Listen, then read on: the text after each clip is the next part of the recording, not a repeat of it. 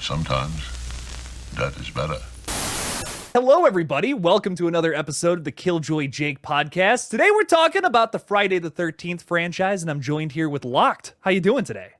I'm doing great. It was a day off of work. Didn't really do a whole lot. Watched one movie because I was late to the party to catch up to make sure I could give all my opinions. And besides that, I've just been looking forward to this.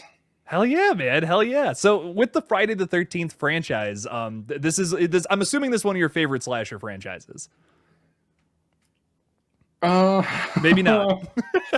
No. I will say, in terms of like its peak movies, it's probably third because I might enjoy a couple of these more than most of like the Nightmare franchise. So I think the Nightmare franchise collectively is better.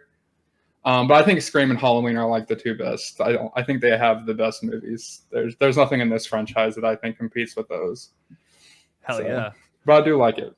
I got you. So, like, let's start in right at the beginning with the original Friday the 13th. I'm curious what your take is on this one. This seems to be very divisive with just fans of the franchise in general, which is very unusual. You know, the original is usually the one you praise. This is probably the one that's maybe much more back and forth for most watchers.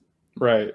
So on my list, I have 12 movies that can be considered a Friday the 13th movie. It sits right at 7th, so right in the middle. I think that the opening, well, the initial opening, like with the old counselors, I think that opening, I didn't care for that. I think the movie should have opened right after that with the innocent girl walking through the town. I love that scene. I think that scene's a great way to open the movie. But man, like then after that, for like 40 minutes, the first time I watched this movie, I was like, this might be my least favorite slasher like ever. On this recent rewatch, the opening passed the opening, and the third act raised it quite a bit because I mean, the third act with Pamela Voorhees, like you got to give credit there because she's probably the scariest antagonist in any of these movies. But there is. You have a scarier one.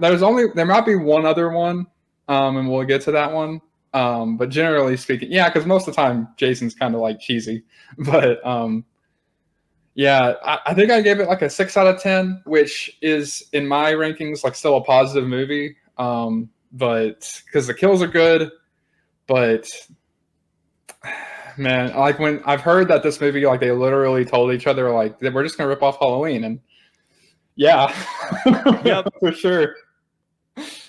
They did that, man. They absolutely did that. I'm kind of with you. I'd probably give it like a 6 out of 10. I think the kills are great, and the music's awesome. The story though is just so lackluster, and I think like some people look at that original Halloween and they're like, it's cheesy, it's this, it's that, it's whatever. But to me, it's this great slow burn that builds up to this horrifying third act where you finally get to come face to face with the boogeyman. Mm-hmm. I don't feel that way about Friday the 13th. It's like this one's slow, but it's not really a burn.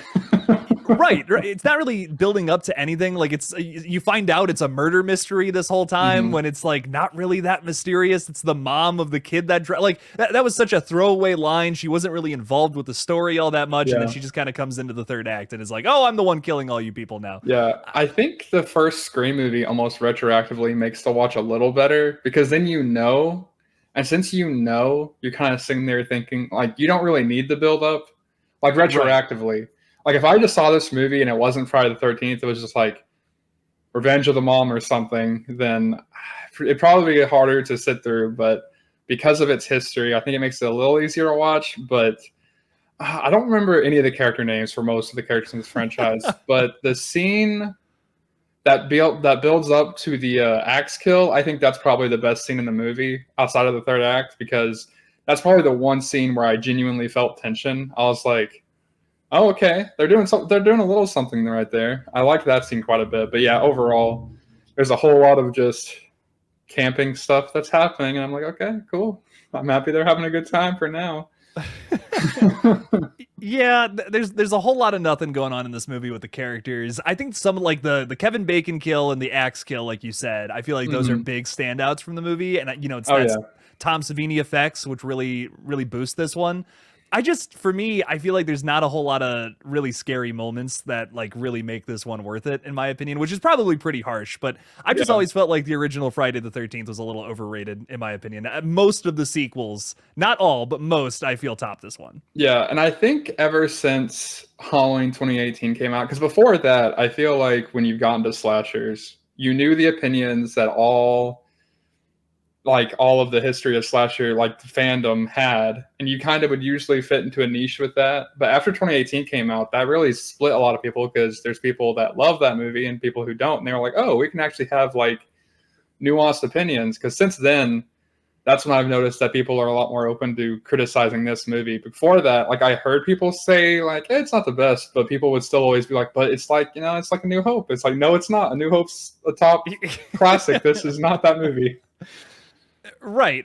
And I feel like another thing that aids like Halloween and Scream is like the characters they always have down. The good Friday the 13th movies always have like maybe one really good character, like if it's part 7, part 4, whatever. And it's like, or even part 2 with the final girl. It's like, okay, I can get behind this person, but I just don't feel that about our main girl here in Friday the 13th, Alice, the original. No. Yeah, I think Alice's best scene is in the next movie, which we'll talk about that. But I couldn't agree more. Honestly. Ugh, it's a shame. But if you had to rank Friday the 13th, you said you put it 7th on your list. Like, what would you give it out of 10?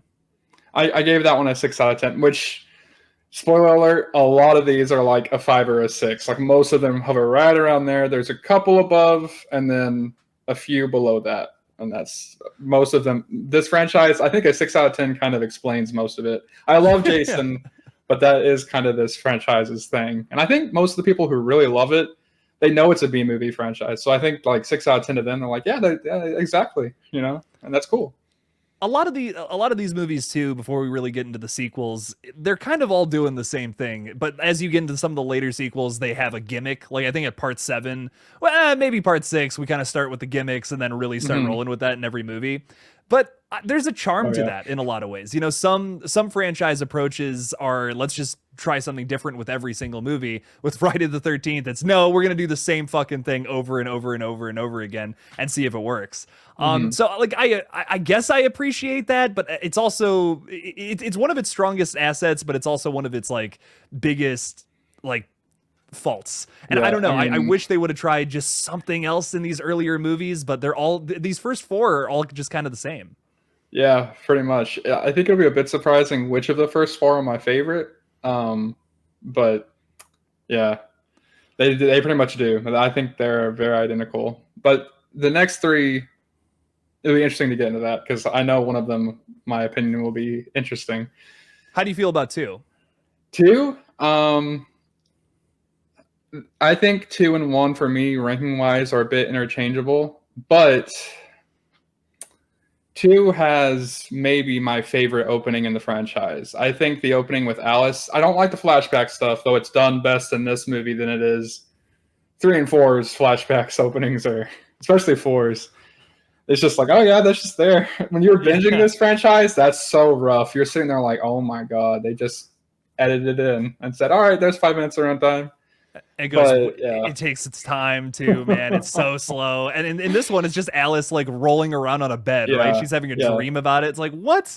Yeah, if I could edit that out of it, disregarding that part, like from the moment you see Jason's boot, which is a bit of a Halloween-esque shot, but that whole opening, I was like, man, this is like it might still. There's some other really good openings, but it's up there for me for sure. Like maybe top 3. To me, it's the best part of the movie. I do like part 2, but that opening, I was watching it and I was like, oh, this is really good. Like the way it builds up the tension in that opening all the way to what happens to Alice. I was like, okay, all right, this was really better than anything in part 1. I love that opening.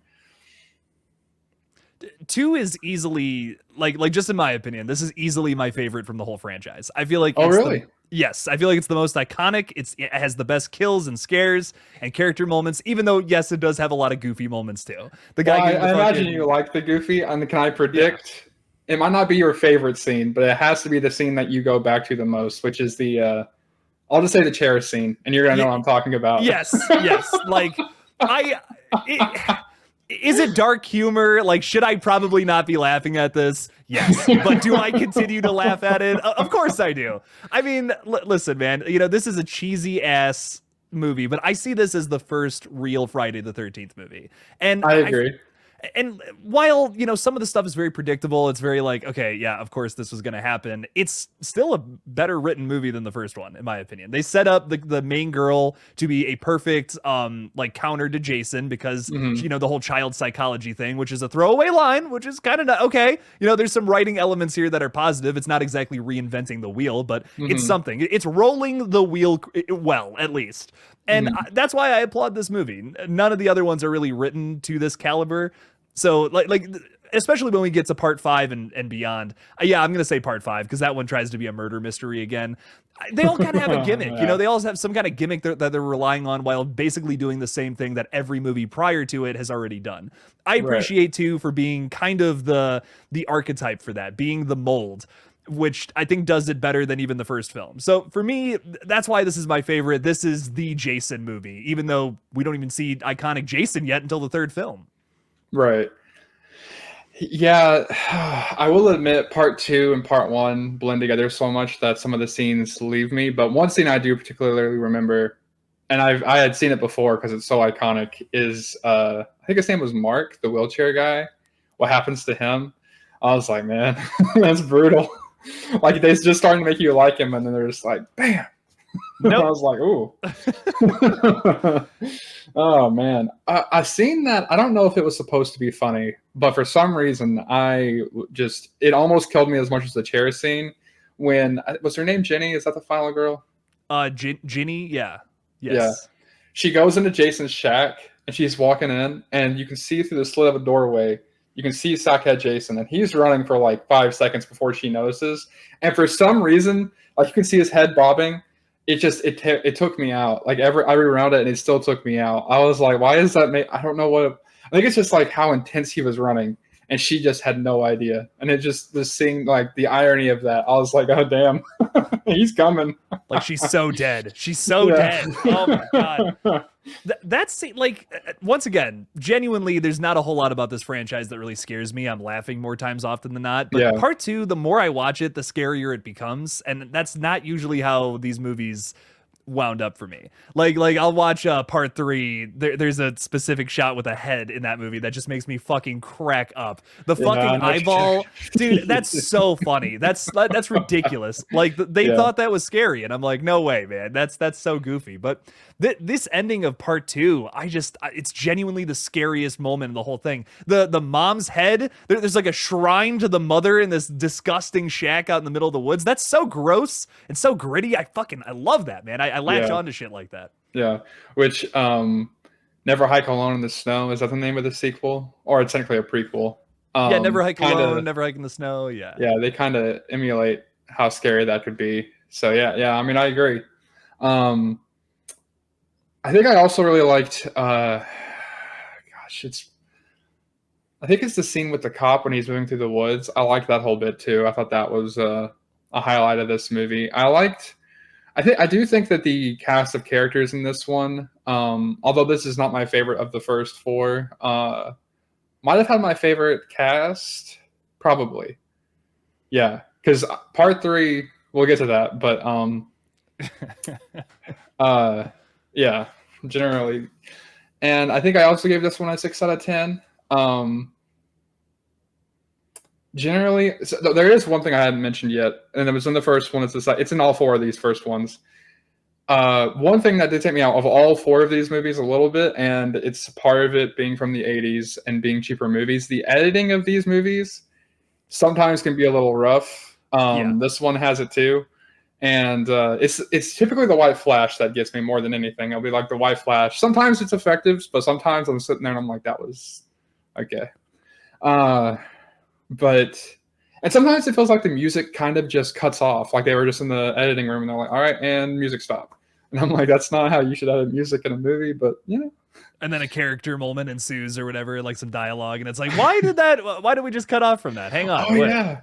And the audio will keep going into another scene. And it's like, that's not how you do audio mixing. Yeah. Like the reboot has some really cool editing. And like specifically, I don't know if you remember like the Doors transition, but we'll get to the reboot. That one's definitely high on the list. But yeah, and I did like Psychic Jason.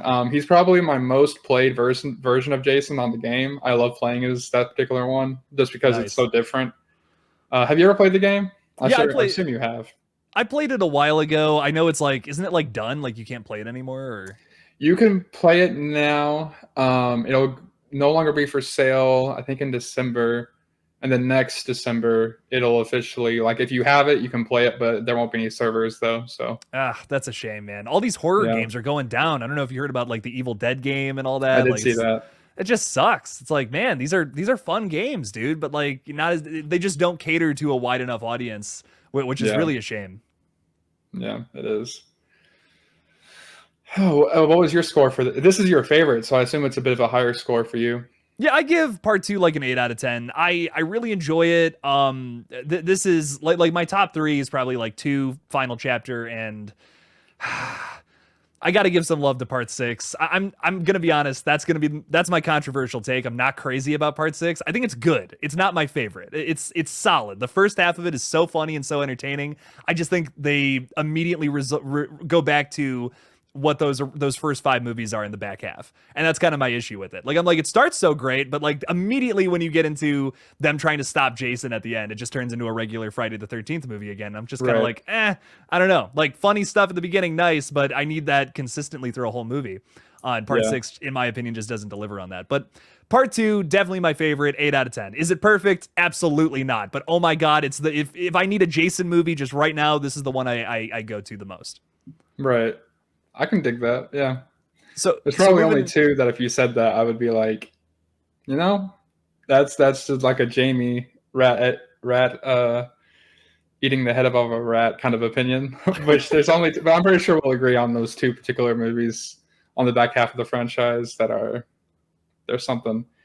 But part 3 now. Hyped. Yeah, so part 3, this is one where people start to kind of dip on the franchise a little bit, but what's your take on it? Part 3, so it might have been lightning in a bottle, but the first time I watched it, the first 2 acts, I was out. But when the scene where Chrissy is in the closet and she has to pull the knife out of her friend's neck, from that to the end of the movie, might be my favorite section of the franchise, which that's probably a crazy take. But it was the first time that I thought, I was like, I had been thinking about it, because this one came out in what, 82? Yeah, 82. 82. So it came before Nancy. It's one of the first times we saw, like, yeah, I mean, Laurie did kind of fight back, but she really took it to Jason. And I never really heard that. I always heard about her backstory, which I actually don't. That's something I'm not crazy about because of the way it's executed. But there's something so metal about having to pull a knife out of your friend's neck, fight him, run from him, and just keep fighting him over and over again. Like, the ending with the axe is a little weak, but the fact that she fights him for a good 10 to 15 minutes, I was like, that's pretty sick. I really dug that part. The first 2 acts and the 3D is a little rough, but my ranking, this is my 4th favorite movie in the franchise, mostly because of that 3rd act. If a 3rd act in a slasher movie hits, it can raise a movie pretty high for me. It's the same thing with Scream 3. First 2 acts, whatever. I love that 3rd act though, so raises it quite a bit. I'm reviewing a movie called It Lives Inside tonight, and that's exactly how I feel. Like, I wasn't crazy about the first 2 acts, but the 3rd act really lifted that one up for me. And I definitely feel that about part 3, especially in how creepy it is. It's the first time where you get these still shots of Jason just staring at our final girl with his mask off. There's this one shot in particular I can think of where it's he's just staring through the window looking at her, and you can just see his creepy face from super far away. There's something about that really it incites some fear. It's damn, the first half of this movie is not much to write home about. It's very generic. I think some of the characters make some questionable. Might have the worst character in the franchise too. What's Shelley? He might not be the worst because there's some bad ones, but he's pretty bad though. Yeah, I mean, I was watching it and I was like, "Is this the first?" It's not, probably not, but the first on film I don't think anyone's a Shelley fan. Incel, like in the franchise, because it wasn't even that like the girls were being mean to him. He was just like, "Oh, I've got no chance," blah blah blah. And I'm like, bro, I can't wait to watch. And then I learned he's basically an off-screen kill, and I was like, he is the one that gives Jason his mask though, which is interesting. They didn't know how much of a gold mine that was, and it sucks because I wish we could have seen it, like him getting it, because. And obviously the reboot has the hindsight of that, so we get a great scene with that. But it's basically the same kind of a scene. But yeah, though it's something about part 3 that we didn't quite talk with the first two, which is the ending. It's great in the first movie. Second movie, it's still okay. Third movie is probably where I start to go, man. with the jump scare is what you're talking about. Yeah, I think the makeup on Mama Jason is really cool, but the actual scene itself, I was just like, man. It just feels needless by the time you get to part 3. Like in part 2, it was cool because at least it was like a little different from the first movie, but like it's basically just the same thing in part 3. It's like, okay, you did the fucking boat thing again, but it's with the mom. It's like, I don't care. Like, I'm sorry, but you overstayed your welcome with that one. Yeah, something else I really like about part 3 though, and this might have been a happy accident when they were like filming and they wrote the script and stuff, but the movie really builds to its. A reason I think the third act is so strong is it builds to it surprisingly really well. Like when the bikers take the gas out of the van, that comes back at the end of the movie. When they drive over the bridge earlier, the bridge shows that it's weaker, so like we have that in our mind that could happen. And they, we're in the barn for like half the movie, so obviously we know we're going back there. So that's another thing I think that, because when I was watching it, I was like, man, and going into it, just everything I had heard, I was like, this was probably the shocker for me for like a movie that I actually really liked. Well, no, there was a few shockers, but in terms of liking it, I was just really taken off guard. I was like, oh wow, this. And it stays true. Looking at the rest of the franchise, there's probably really only one, maybe two other third acts that come close. But this really just other one. This might be my favorite though, because a lot of the third acts I'm a little mixed on. My biggest thing with this movie, and it's probably its biggest like. The characters are a little annoying, whatever. I can get past that. I've seen a lot of slasher movies with annoying characters, but the kills are rarely worth it in this one. There's a few, though, that stand out big time, like the one guy getting fucking cut in half from, the wiener down, which is like, okay, not bad, pretty sick. But, then you have the fake head with the spring and you can see it. And it's like, man, like that's so disappointing. Yeah, the only thing I like about that is what happens before that when she steps outside and he's like right there. Yeah. Like, and how dark the lighting is in that scene. I loved that. Of course, like right after that, it's the goofiest thing ever. But also, like, I think is it before or after that when she's walking around trying to close all the windows? I think the head snaps and then that happens, if I remember correctly. Yeah, like, yeah. So if the 3D kills, because there's something. I think the only one that I really liked was the harpoon gun. Like that was a 3D kill, like it shoots out. Like, might have just been the concept of it that I really liked, and they kind of perfect that in the reboot. But I like that one. The only, like, my biggest complaint, again, more so than just the effects of the kills, was just you cannot have a character like Shelley.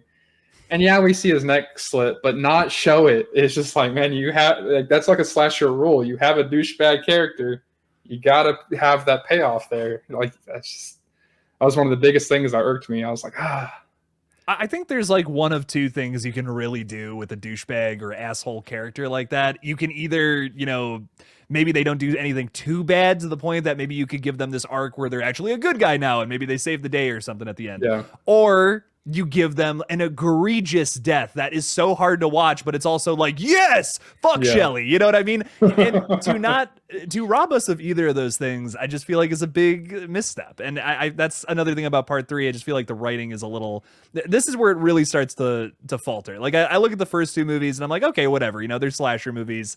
For what it is, they're well written. But 3 really has some missteps in just from the ground up with the script, in my opinion. This is where we really start to fall in that area. Part 5 really fucking has some missteps, but but these first 4 all do have a charm to them that I feel like the rest of the movies don't have. And there's something about that I really do cling to. These are ones I watch often, even though I have those criticisms. Right. So with that, we got to move into the final chapter, even though there's fucking like what, 8 movies after this. How do you feel about the final chapter? Because I feel like this is the one that most people say is their favorite, but what's your take on it? This was my shocker for not bad, but disappointing. And I'll get into why. I think Tommy's character, the idea of his character is incredible, but there's so much lack of focus on it that, because a lot of my like nitpicks with this movie I feel are silly.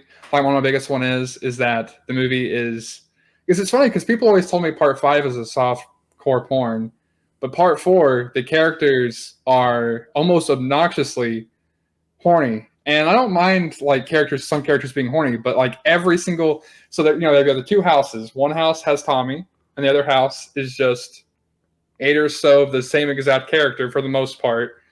And the movie spent so much time with them that I'd get frustrated because I feel like there were missed opportunities. The brother character, I really wanted there to be a longer scene between him and Tommy when Tommy's like, all these monsters and stuff. And the brother is like, you can see him conflicted. Like, does he try and talk to Tommy about like, maybe you shouldn't idolize monsters because one killed my sister, like, but instead he just kind of sitting there being like, oh, this is cool. And I'm like, oh, and I know this is not the French, that's like a Scream thing, you know, where you're going to get that in Scream, and Friday the 13th is just not that franchise, but I just, I wanted a bit more, I just wanted more focus on Tommy, because I think the idea with Tommy is awesome, and the ending with him is awesome, but about 80% of this movie, I'm just sitting there like, man, I get it. I know this is this franchise, but I feel like this movie almost has more horny attributes than the first 3 movies almost put together. Like, it's nonstop with this movie from beginning to the 3rd act. It's just so much of that. And it just annoyed me a little bit. To that point too, with saying like, you know, this isn't the franchise for like commentary or, you know, really well done character development. You know, we flash forward to part 6. We're basically making a Scream movie. I mean, we're actively making fun of ourselves 2 movies later. And you can kind of start to feel that in the final chapter a little bit. Like, oh my God, we have done the same thing over and over and over and over again at this point, and we're still making money. But like, you can feel a little bit from the creative side that they're like, really? Like, we're really doing this same thing again? Okay, you know, fuck it. But with that being said, I feel like in the characters of like, what the fuck is his name? The dead fuck guy, you know, Crispin Glover. You have his character alongside all these like typical teenagers. They're stereotypical Friday characters. Mm-hmm. But then you focus on Tommy Jarvis, Corey Feldman's little character, and it's so much more interesting just because it's something we haven't really seen yet. We haven't seen like small kids go up against Jason or an entire family. It's always been horny teenagers at the lake. Yes. But this, like, to me, the missed opportunity with part 4 and why it's not really one of my favorites, honestly. It's a good movie. I think it's better than most of them. But why it's just not my favorite is because they had an opportunity to really do something different, but they rested on their laurels with the main plot, which is horny teenagers. And it's just like, I don't know if I care for the whole dead fuck joke. It's funny for like the first in the car sequence or whatever when they're driving to the lake, but it's the one thing. It's the engine joke that keeps you going until the kills start happening. And it's like, I don't care. I wish they had focused more on the family. The scene that really that scene just captures my opinion really is when he goes and turns on the radio and plays like a, you know, little dancing rock song and he's jamming. I'm like, okay, finally some personality. And then like 2 seconds later, he's like, oh, now I got to turn back on the sexy music. And I was like, no, you guys had a personality. Like, the girl was starting to dance with him, and I'm like, okay, this is something. This is something. And then like they go, obviously, Tom Savini came back, and the kills are great, though. I feel like some of them are edited a little odd. Like they kind of happen, and it might be the MPA, I'm not sure. But they happen and they cut like so quick, and I'm like, sometimes it feels like it's a porno featuring Jason. And I think like on rewatch, I won't be so disappointed because I'll be able to sit there and be like, okay, this is still part of the first 4, and I should have had that more leveled going in. But just knowing what I knew about Tommy, I just was so ready to focus on him. And there's really only maybe a handful of scenes of him and what makes him different.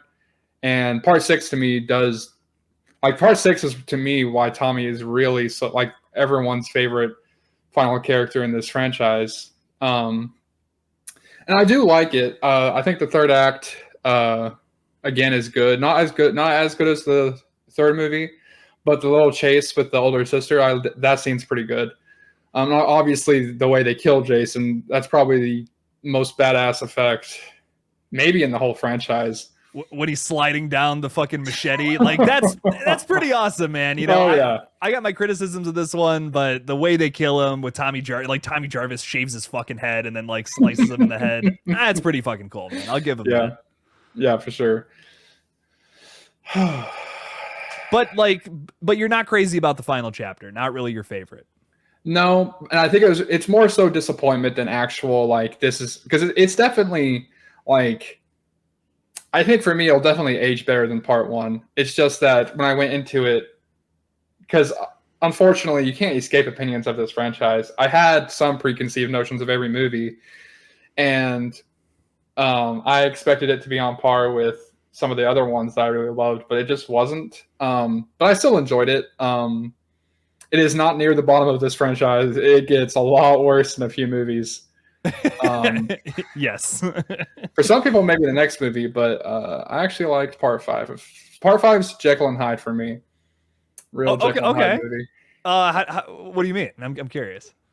I think there are scenes where I'm having a lot of fun with it, but then there are just like I think I did not remember their names. Was it Julian, the name of the little kid at the end? I know who you're talking about. I can't remember if that's his name or not, but his older brother, Reggie. Yeah, Reggie's older brother. I wish he was in the movie so much more, because Reggie's older brother was more likable than probably most of the just blatant stereotypes that were at the was it a mental ward house? I don't want to say anything like mean, but whatever they were. Reggie's brother I really liked. Tommy in this movie, I think I liked what they're going for, but he's so flat as a character that it's just like when he shows up in the third act, I'm like, oh yeah, Tommy's in, because he just runs off and he comes back for like the last 2 minutes, and I'm like, okay. and you kind of don't care because he's so like I get, like, once again, I totally get why they're doing this, but he's so reserved, he's so like cold and dark and brooding and all that. This movie, it just doesn't make for a very interesting protagonist if there's not like some other side to it. And it's like you really needed to see part 4 in order to really get this movie, and that just kind of sucks in my opinion. I would agree. Should have done a little more with this character, I think. Yeah, this movie definitely works a lot better when you're binging them. One of the few that I would say that about, because the first 4 I do not think work well binging, because it gets. I think that's another thing that hit part 4 hard for me was the things that made, especially the opening, the first 5 minutes that are like, hey, here's parts 1 through 3, and I'm like, okay, I just watched those. But part 5, like my favorite scene. I don't know if this is like a common opinion at all. It's the diner double kill. I think that scene, I adored that scene. The way it was shot, the way it was done, and the characters were I thought were amusing. That was probably my favorite scene. The opening, which is done way better in part 6, was fine. It wasn't great. It was a little weird, but part 6 does it way better. And I think this movie also has the issue of coming right before part 6, because part 6 is my favorite movie. And I think it's a lot of people's, if it's not their favorite, everyone at least has some love for it. it has a lot of kills. The kill in the forest I thought was really mean. Like the belt kill, I was like, damn, that was brutal. The kills are actually pretty solid in part 5, and I'm with you on the hot and cold aspect of this movie. Like, some scenes are so ridiculous and so funny. I love some of the characters. Some of them are fucking giving it their all, and a lot of this is like improv too. They're just like, hey, play this character and just give us like some crazy line that this person would say, and that's so funny to me. And it aids the film sometimes, like the diner sequence. The one lady with the fucking the shotgun, who I can't remember her name, but like they all have these moments that are so crazy and so silly. But then you have these moments like before the belt kill, where it's like, it's just, this is an egregious shot of a naked woman, and that is really all this is. And I need more than that in a scene, man. Like, I don't know, if the only thing driving me to come to your movie is boobs, I need more than that. I don't know, man. Like, that can't just be the only reason. It can't be the only thing fueling a scene. I will say the kill is pretty fucking solid here on both sides. And so I'm not disappointed with the kills in this movie, not too much at least. But I don't know, part 5, trying to do the murder mystery thing again, totally falls flat for me. Some of the characters, and like you said, a lot of stereotypes in this movie that's just like, really? I don't know about that. Almost every character is one. Also, the third act could have been really cool. I think what they were going for was cool, but the way it was shot and the way it was done, like when they're running the tractor at what's his name, the killer, I don't remember. Roy Burns. When they were running that tractor at him, and it's like I'm like, bro, I am not an in-shape person. I could have walked out of the way of that tractor. And I was like, man. Whew. And then like when him and Tommy are facing each other, first of all, that seems a little weird in retrospect, because like, why is there, like, I get why it's emphasized for Tommy, but the way Roy is acting is a bit off, because like, why would Roy, he's like, oh, it's another dude. But like Tommy, that way that whole scene goes down, like the editing can make or break a scene, and the third act to me is really let down. I mean the 8 movies in 10 years, it's going to happen. But I think part 5 is definitely overhated though, because I would not put it down there with we'll get to those. We'll get to the ones that I had to really force myself to get through. We're not there yet, but we're getting there though. I enjoyed it enough. Like, every other scene was good, so every other scene I was like, okay, and then other scenes I was like, and then I was like, oh, okay, this is cool. So it's the most 5 out of 10 movie, because half of it I'm like, okay, this is great, and the other half I'm like, Yeah, I'm probably there with part 5 too. I like, the third act totally loses me, but before that, I'm at least having fun with the characters and the kills. And there's one guy who just gets killed out of nowhere. It's not even by Jason. I can't remember his name, but he's eating chocolate the whole time. That's so out of nowhere and so funny to me. It's so like, what? Oh my god! Like, just not expecting that at all, and it's so bonkers, man. It's like, this is entertaining. The murder mystery. It's the that part. I'm also not gonna lie though. Like, I kind of knew it was coming, and listen, it has nothing to do with. It got to the point where I was like, man, no one wants your chocolate bar. Like, I almost understood the act's frustration. Not totally, I would never do that. But I was like, man, nobody wants that thing. Just go away, bro. It's really funny. Like, there's a lot of moments in this whole franchise that are like, I shouldn't be laughing at this, but god damn it, that's funny. But yeah, pretty 5 out of 10. Pretty mid, as the kids say. But then we get to part 6, which is your favorite. So tell me about this. This is like 4 and 6 is the 2 answers I hear most often, is like, that's my favorite Friday.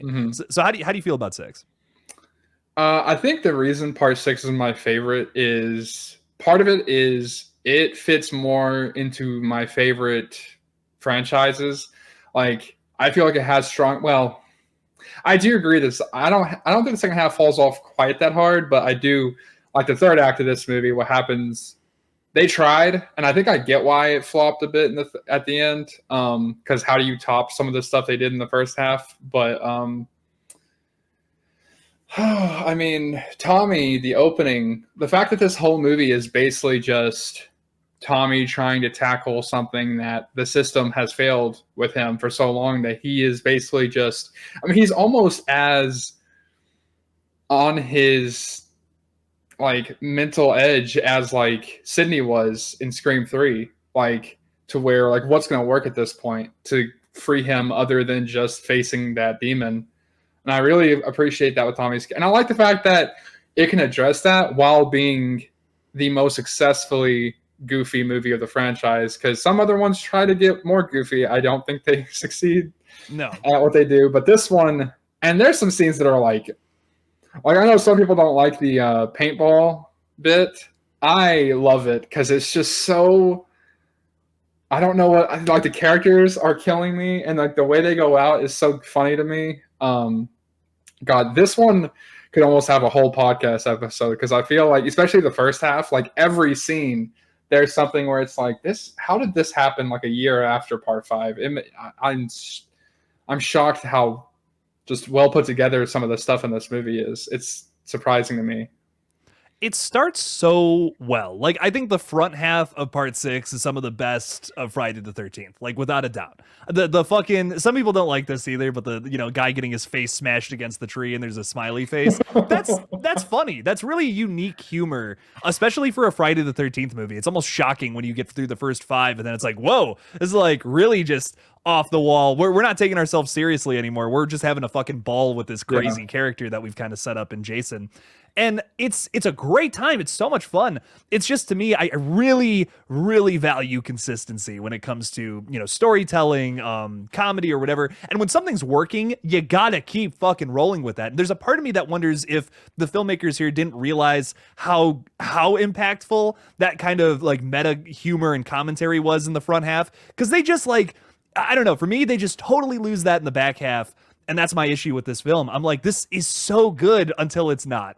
And I just wish they would have kept that all the way to the ending. It would have affected the plot in some way, but it just turns into another generic Jason movie by the time you get to Act 3. And that's kind of my issue with it. I'm almost at the boat where I'm like, I think part 6 is a little overhyped. It's good, but is it, you know, the best Friday the 13th? I don't know. It's just not my favorite, although I do really appreciate the first half. So this was something that went through my mind. I've seen this movie twice now, and the second time I was watching it, I soaked a lot more in. Something that surprised me, I can't remember her name, which kind of defeats my argument, but Tommy's counter, I can't remember her name, the blonde girl. Megan, I think you're right. She was a much stronger character than I gave her credit for, because I realized the second time I was watching it what she was supposed to represent, because Tommy basically lost his childhood after part 4. But this is a girl who's never really, raised probably, helicopter dad, wants to live her life, and she can be the escape for Tom. And I mean, the chase scene with the cops, which is one of the better scenes, really... I don't care for the crotch shot because it's like, oh, whatever. But I get it, though, because Tommy's supposed to be like this awkward dude. But at least it's a reversal of what they usually do, though. You know what I mean? Like, that's my one thing about that scene. I'm like, at least it's not a fucking girl getting her head pushed down or something, you know? Yeah, and it's crazy kind of like how progressive this movie is for its time, to have a girl so, like, empowered and outward herself. Like, she's the one pushing all the buttons with Tommy, and Tommy just kind of react. And at some point he just says, I guess I'll go along with this. What the hell is this girl? I think for me, I cannot remember exactly where this scene was, but if I remember correctly, where the movie hits its strongest point for me, and after that the rest of it is fine, but it does fit more with the rest of the franchise. I really loved the stuff with the 2 counselor girls in the cabin they were in, like the black girl who gets pulled out, and then the death of the death of the other girl. It's off screen, but it's one of the most brutal kills. It reminds me a whole lot of Olivia in Scream 4. Except we actually see that one, because you see blood all over the room. You can hear her getting slung around the room. I was like, whoa. For the first half of this movie, that was... But it still worked to me. It was around after that, though, because the rest of it after that really does become like Tommy just randomly getting this book and being like, well, this is how I'm going to defeat Jason, even though with the way my character has been written, that doesn't really make sense because Jason, all you really did to him was, whack him on the head again. Yeah. But it was around that scene. I mean, the RV scene is, oh my God. It's like anytime I want to be like, tell someone about the movie, I send them a GIF of that. Cause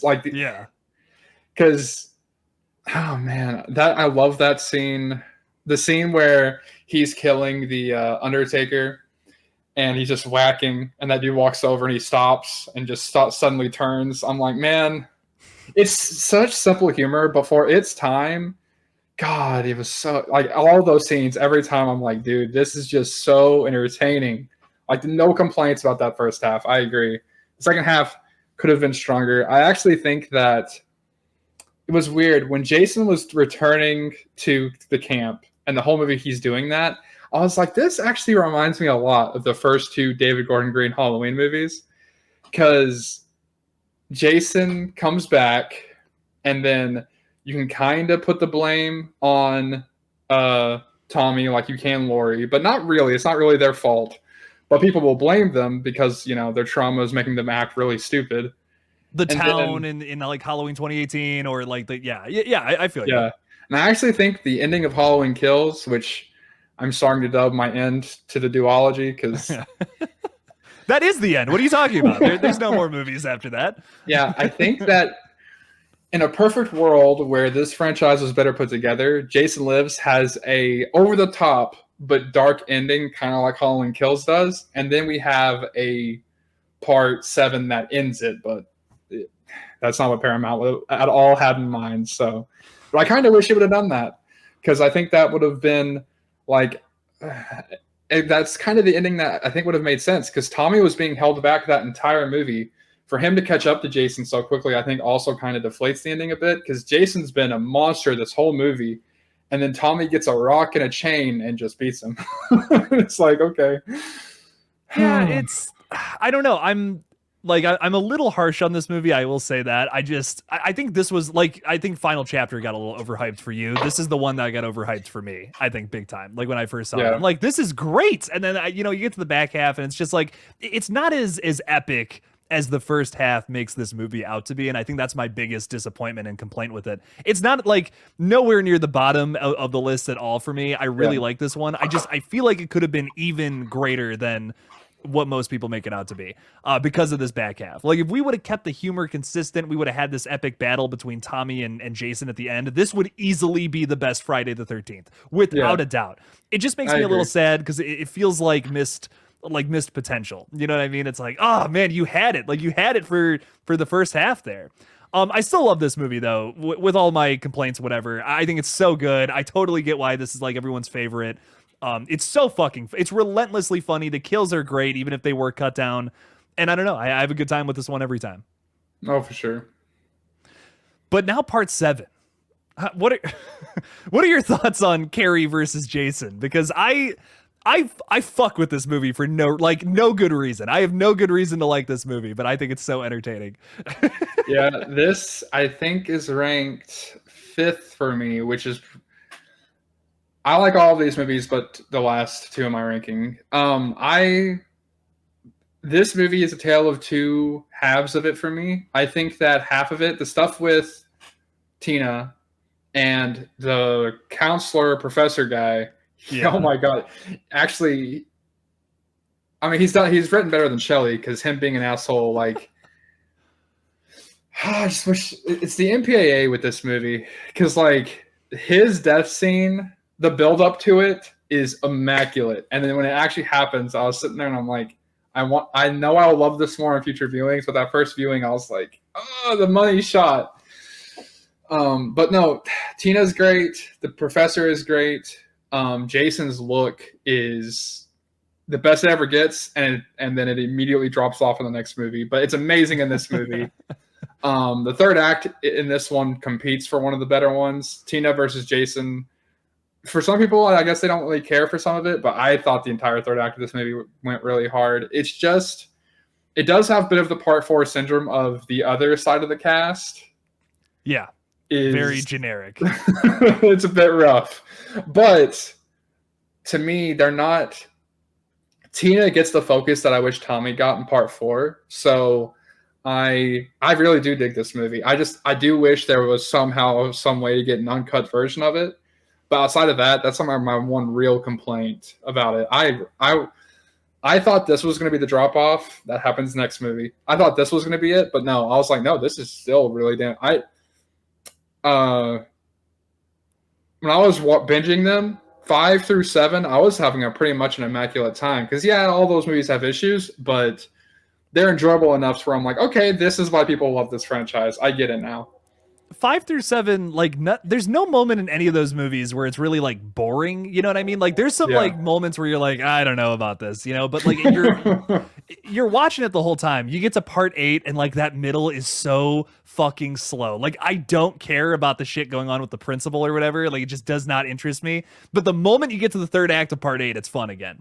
But for me, with part 7, why I love it so much is because you have these great performances from both Kane Hodder and the lady who plays Tina in this one, Lar Park Lincoln. I did not know that name before this podcast. Gonna be totally real with you.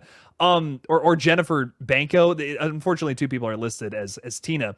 But to me, what I really like about this one is you have like the final girl versus the fucking like horrifying slasher. It's done maybe the best out of all these movies in part 7, which may be a hot take. I love Ginny in part 2. She's great. Don't get me wrong, but their fight is what makes this movie for me. The kills are cut down, which sucks. The characters are generic Friday the 13th characters, whatever. Oh, yeah. But if you can look past that, this is a fun supernatural slasher that does not fucking quit. It doesn't. Kane Hodder's great too. I don't know. I just can't stress that enough. He's so good. He should play Jason in every single movie.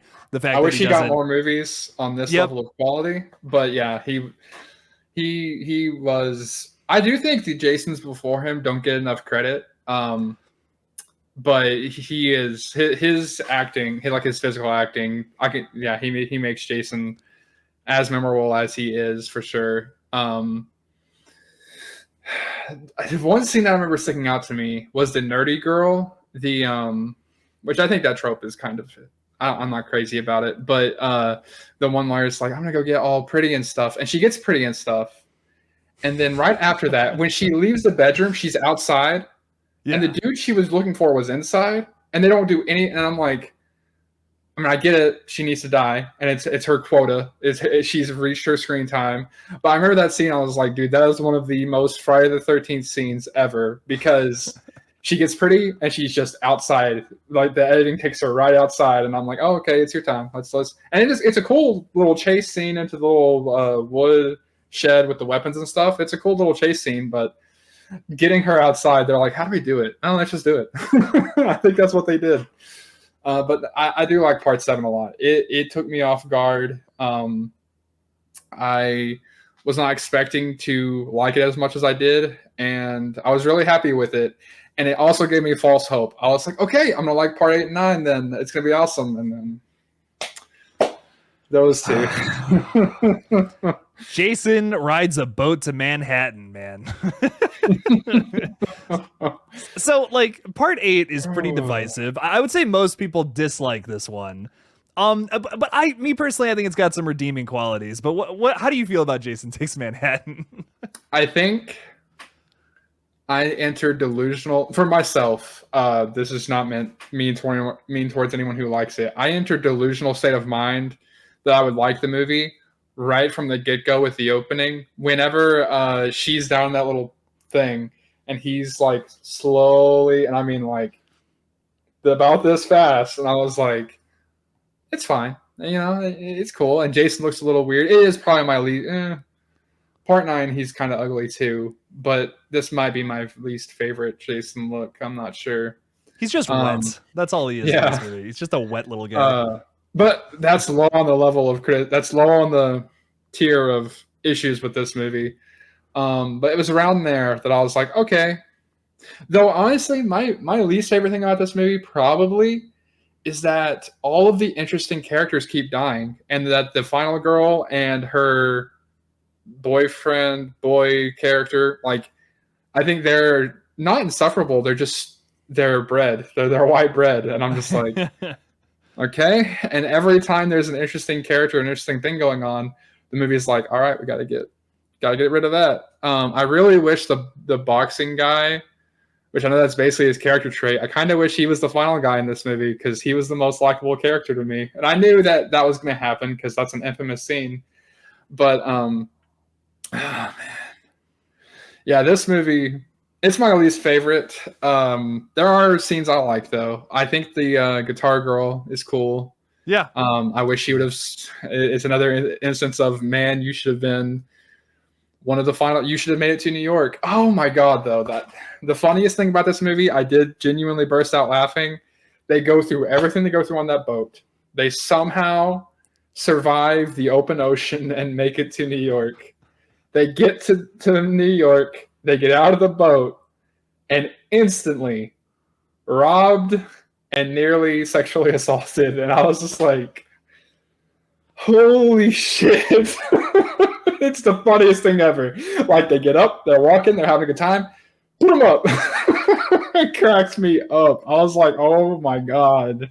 The way they portray New York in this movie is just so vile. Like, like vile and grim, and like, this is the last place on planet Earth I would ever want to be. Doesn't like, the movie open on like druggies in New York? I was like, man. and like, we see them again, you know, like later, like I believe it's the same characters, but it's like, why are we like, we're really gonna start the movie here, but then the majority of the film's not even gonna take place in New York, you know? Like, I don't know what the fuck they were thinking. I think Jason on a boat could have been cool. Like, the idea of being trapped in the middle of the ocean with Jason. Like, that's a really cool concept. The problem is that's not what you promised me in the title. You promised me Manhattan. You promised me Jason jumping around in fucking Times Square on the Statue of Liberty, and you didn't deliver on that. So, like, immediately I'm disappointed. By the time we get to New York, there's some really fun moments that kind of save the film for me personally, but like, it's just not like, I just don't care about the whole principal thing going on the boat. It's not interesting. God. And the principal's terrible. He is terrible. Like, not a good character. His death is fantastic, actually. It's a way better situation than Shelley, but it got to a point where I was like, man, this dude. Though I do find it funny that the scene where she decides to finally get mad at him is what happened on the lake. And like, yeah, that was a dick move. But I'm like, man, he's done so many things up to that point where I'm like, at that point, I'm so desensitized to this movie that at that scene, I'm like, I mean, he was trying to sleep with a 17-year-old earlier. But we're not gonna get mad about that. Okay. Fuck. Though it does also have another really hilarious, the editing when she's driving and sees Kid Jason. And like, I thought the Wi-Fi died. The little I was like, dude, that's hilarious. Like, sometimes that editing, like in a modern movie, would kill me, but with older movies, I just laugh because it's like, bro, that's so bad. It's so bad, it's funny. It's so bad, it's funny. I love the toxic waste in the sewers. Like, that is such a weird, like, I've seen a lot of movies like stretch some shit, you know, about like, oh, you know, this happens every night and whatever. Okay, you know, whatever. Like, I can buy that for this movie to work, whatever. But like, dude, the fucking sewers in New York fill up with toxic waste every night? What? That's like, if you have like, even if you have no thoughts going on behind these eyes, you know, you can at least figure out that that's a fucking ridiculous plot point, man. Like, I don't know, to me, like, that is so much of a stretch, even though, yes, they do portray New York as being this like fictional, over the top, grimy city. That to me is even still a stretch. I don't know. It's crazy, but it is fun and ridiculous. So I guess whatever, but what the fuck? Yeah, God, I'm trying, like, other parts of this movie. On a positive, I think it's almost hard to sit through for a Jason movie, but the suffocation, like the choking scene in the little party room, that one was actually like, I was like, damn, that was like, for this movie, that was really dark. But yeah, God, the movie, there's so little I remember about it because, another funny scene when and God, another interesting character. She was a bitch, but I loved her because she was so amusing. When her and her friend walk up and go, oops, and knock her into the water, I was like, bro. It's brutal. Oh, man. There's some fucking hilarious moments in this movie, though. You know, say what you will, it's an hour 40, and it should maybe be like 85 minutes. But like, I love the head getting punched off. Like that is. Oh, that seems amazing. That's maybe one of my favorite scenes in all of these fucking movies. And I don't care. I don't care who knows it. That is so funny. That is the most ridiculous, funny thing to me. We built up Jason over these like past 7 movies. So for them to do something like that is like, it feels like a part 6 moment. And that's why I think I love it so much. It's such a big standout from this one. It's one of the best scenes for sure. It probably is the best scene in the movie. I do like that one quite a bit. But out of 10, you said this is your least favorite. Like, what do you think you'd give this one? I think I gave it, I gave it a 2 or a 3. It was really low because it was my least favorite. I thought the next one would be my least favorite, and it competes with it. But there's enough insanity in part 9 to keep me engaged 10 to maybe 15% of the runtime, where this one only did it like maybe 10%. So I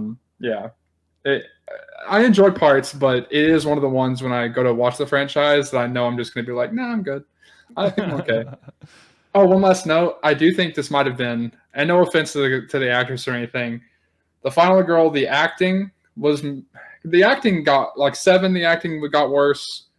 This one, like the 7, the acting was a little rough. This one was real rough to me. But besides the acting, I think the final girl might have been like one of my least favorite final girls. Like, because like what's crazy to me, it's still a Paramount movie, but they like used new shots of Jason and stuff, and I was like,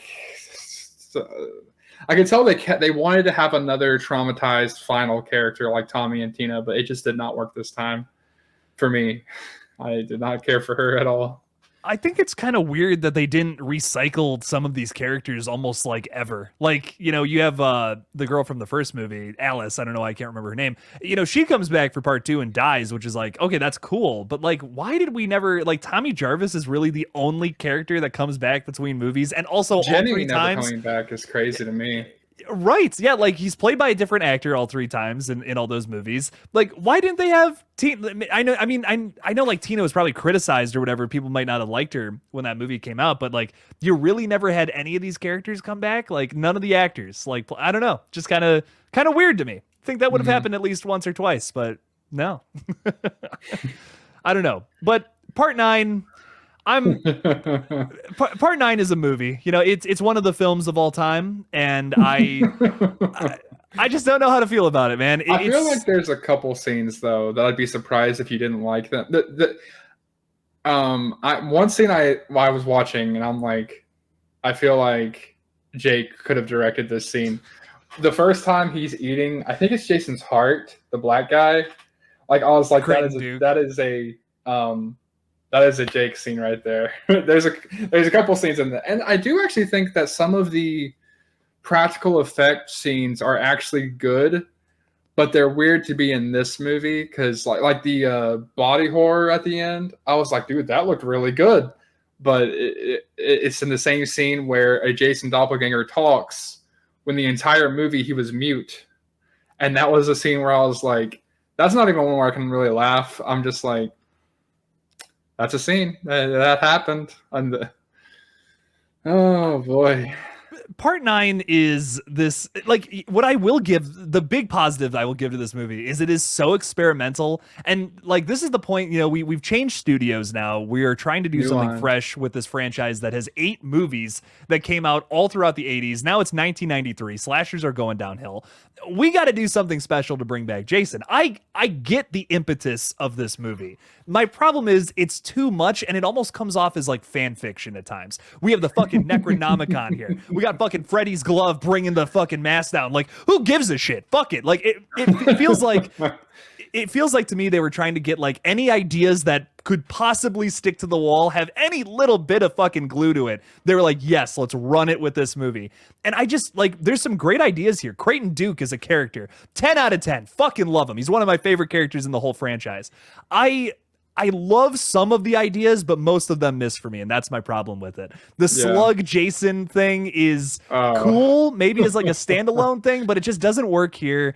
There's some great ideas, and there's mostly bad ones. That's how I feel about this movie. It's not. Yeah. Is it awful? I don't know, but it's got some really good ideas, and once again, potential. And I think that's what matters when it comes to a sequel. I think when I started, because I mean, every movie I go into, even if in my head I'm like, this could be terrible, I'll give the movie a 5 out of 10 clean slate and like, let's see where it goes. When Jason started grunting, when the squad started shooting him, I was like, that's a bad start. Just, it was one of those things where it's like, it's not something you would think about, but little things like that, just tell you like the care put into the scenes is probably not really. Those some scenes like the tent kill with the pole. That scene's fucking awesome. Like it's one of the better kills in the franchise. I was sitting there and I was like, and I will say, I think the black doctor dude, his physical acting as Jason I thought was spot on. I was like, okay, the physical acting in there, it gets worse with the other people who the doppelganger gets worse throughout the movie. Like the scene again where at the end where they're like, oh, no, I'm the real person. I'm like, he's not talked the whole movie. And this technically is telling you that Jason has enough know-how to speak, which is almost as bad. No, it's definitely worse than when Michael screams no. When you actually really start to realize that is Jason and he is like trying to be intelligent, which not to say that Jason can't be intelligent. I mean, he's really smart in the reboot and that's an awesome movie, but that scene was rough. And though there are like, my friend loves the scene at the diner. That's fucking insane. That when they're shooting up the place and everyone has a gun. Yeah. And like the fryer kill I was like, oh, okay. I thought that's something I could see Art doing, especially because like he's holding his hand in the fryer as well, which is something I really appreciated. It's brutal. It almost feels like, oh, is this guy maybe enjoying this? Like, I don't know if I felt that way about Jason beforehand, you know? So it's interesting. Yeah. And yeah, this one's right around with 8 with like a 2 or 3 out of 10. I also feel bad for I forget the name of the composer. He did all of these movies though. Harry Manfredini. Yeah, that's it. Yeah. He just kept coming back, and I'm like, dude, like John Carpenter gave up at some point. He like I don't think he did the score past the second one. But he did the score for 11, 12, and 13 or whatever the fuck. Yeah, which is kind of funny. It's like, dude, especially. But yeah, I'm trying to think if there's any other particular scene. I was really taken off guard. Like I couldn't pinpoint who the final character was supposed to be. Like when they kill the mom, the ages of the characters did not make sense to me. I'm like, that's a mom. She's old enough to have a fully grown kid. Okay. But when she died, I was like, oh, is that not the final girl? Oh no, she's not. There's a final boy. Okay. I had no idea. The movie was really all over the place in that regard. But yeah, do you want to do Freddy versus Jason next, or do we want to do Jason X next? Oh, we got to talk. You can't just skip over Jason X like that, man. Yeah, I was just trying to think like timeline-wise, if Freddy versus Jason is canon, it would have been before. Yeah, but technically, yes. Which is kind of weird to think about. Like that all happens, and then like hundreds of years later, this Jason X shit happens.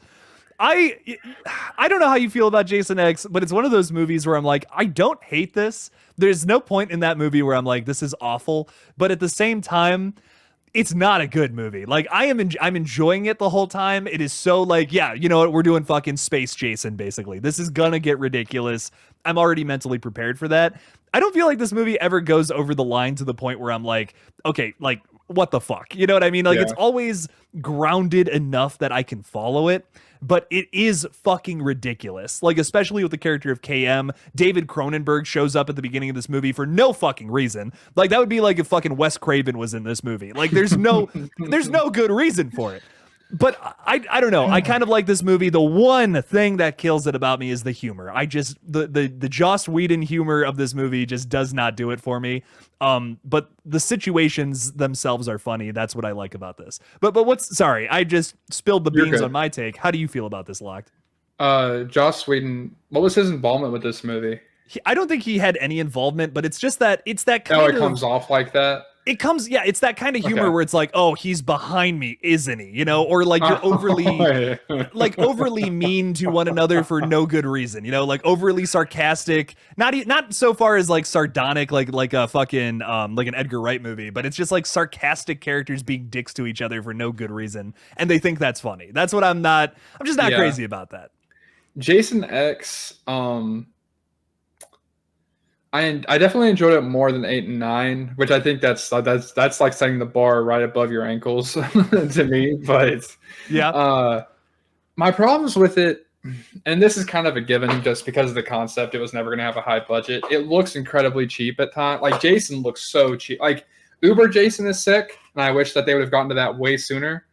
Yeah. Because regular Jason, it's his worst look. I would say it's probably worse than Part 8 because like.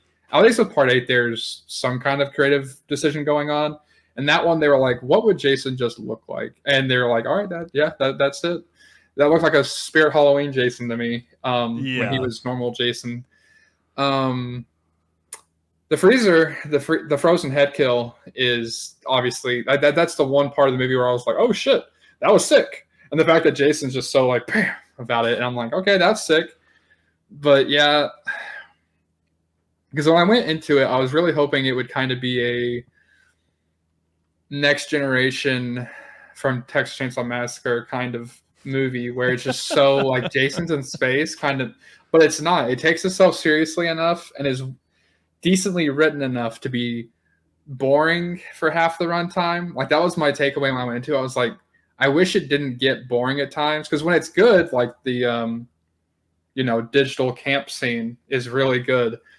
But there's also so many parts where I'm like, it's almost like a Sci-Fi Channel movie where it's like, okay, some of these scenes are entertaining, but half of this movie is happening. The dialogue, man.